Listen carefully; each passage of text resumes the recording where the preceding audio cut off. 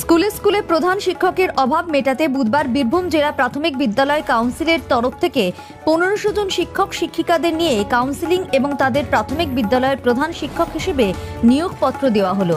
এদিন প্রথমে শিক্ষক শিক্ষিকাদের নিয়ে কাউন্সিলিং করা হয় এবং সেখানে একটি র্যাঙ্কিং করা হয়। ক্রমিক সংখ্যা অনুযায়ী একজন শিক্ষককে তাদের পছন্দমতো স্কুল বেছে নেওয়ার সুযোগ দেওয়া হয়। একটি স্কুল বেছে নেওয়ার পর সেই স্কুল তালিকা থেকে সরিয়ে দেওয়া হয়। একেবারে নতুন পদ্ধতিতে এদিন এই প্রধান শিক্ষক নিয়োগ প্রক্রিয়া করল বীরভূম জেলা প্রাথমিক শিক্ষা সংসদ। দীপা দত্ত দে, শিউরি প্রাইমারি।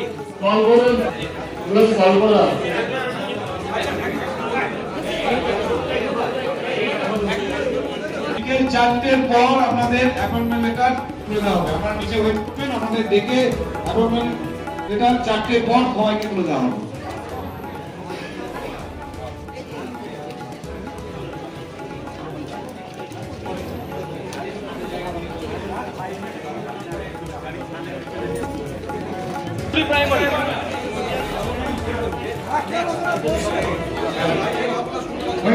সাংবাদিক বৈঠক করার কারণ আজকে আমাদের বীরভূম জেলাতে যে প্রাথমিক বিদ্যালয়গুলো রয়েছে 2401টা, সেই প্রাথমিক বিদ্যালয়গুলিতে প্রধান শিক্ষক শিক্ষিকা নিয়োগের প্রক্রিয়াটা শুরু হলো।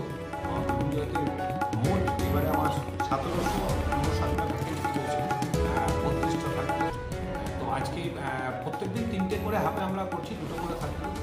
তো এটা 2014 সালের পর থেকে আমাদের জেলাতে প্রধান শিক্ষক নিয়োগ হয়নি, শিক্ষিকা নিয়োগ হয়নি। বিভিন্ন রকম আইনি জটিলতা ছিল এবং সেই সমস্ত জটিলতাকে অতিক্রম করে আজ আমরা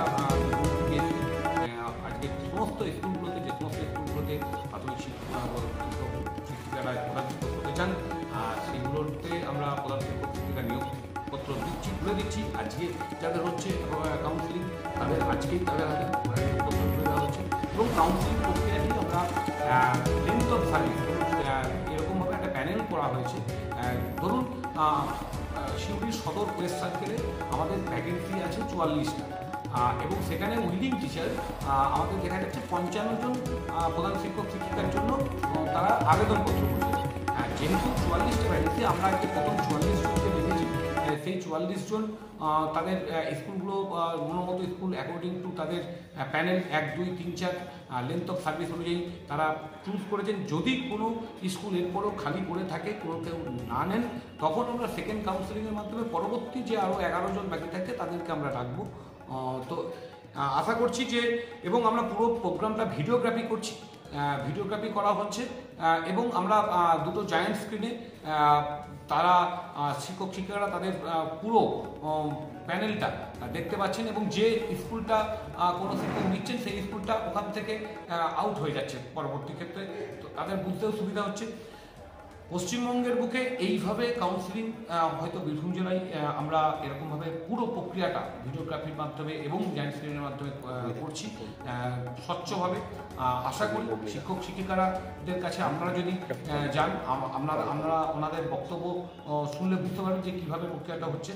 আশা করছি যে এর মাধ্যমে উৎকর্ষ শিক্ষাদান, যেটা আমরা বারবার বলি, সেটা নিপুণভাবে দক্ষতার সাথে এবং পারদর্শিতার সাথে আমাদের শিক্ষক শিক্ষিকারা যখন প্রধান শিক্ষক হিসাবে নিয়োগ হচ্ছেন যে স্কুলে, সেই স্কুলগুলোর পরিকাঠামোগত মানোন্নয়ন এবং শিক্ষার দক্ষতা বৃদ্ধি পাবে। এতদিন কতগুলো স্কুলে এরকম হেডমাস্টার ছিলেন না? 1759টা বীরভূম জেলাতে স্কুলে হেডমাস্টার মশাই ছিলেন না। মোট আমাদের স্কুলের সংখ্যা 2401। তো একটা স্কুলে হেডমাস্টার মশাই না থাকলে, প্রধান শিক্ষক না থাকলে অনেক প্রতিবন্ধকতা দেখা যায়। টিআইসির মাধ্যমে আমাদের স্কুলগুলো চলছিল, সেখানে টিআইসিরা ঠিকঠাক ডিসিশন নিতে একটু প্রবলেম হচ্ছিল। তো সেক্ষেত্রে আশা করছি প্রধান শিক্ষক শিক্ষিকা নিয়োগ হলে আমাদের সমস্ত স্কুলগুলোর সব রকমভাবে সব কিছুতে সুবিধা হবে। বেশিরভাগ কোন এলাকা থেকে বেশি প্রধান শিক্ষক? না, দেখুন আমাদের প্রত্যেকটা 32টা সার্কেলেরই যদি দেখেন, 32 সার্কেলে আমোদপুর সার্কেলের 72টা ভ্যাকেন্সি আছে, বোলপুর ইন্টেনসিভ সার্কেলে 53টা ভ্যাকেন্সি, বোলপুর ওয়েস্ট সার্কেলে 80টা, ধুপরাজপুর সার্কেলে 67টা, ইলামবাজারে 50টা, একই রকমভাবে পাইকরে 62টা, রামপুরহাট ওয়েস্টে 73টা, এরকমভাবে প্রত্যেকটা সার্কেলেই মিনিমাম 50 থেকে 70টার মধ্যে ভ্যাকেন্সি আছে। কতটা পূরণ হবে এই মুহূর্তে? আশা তো করছি আমরা 100% প্রধান শিক্ষক শিক্ষিকার নিয়োগ পত্র তুলে দিতে পারি।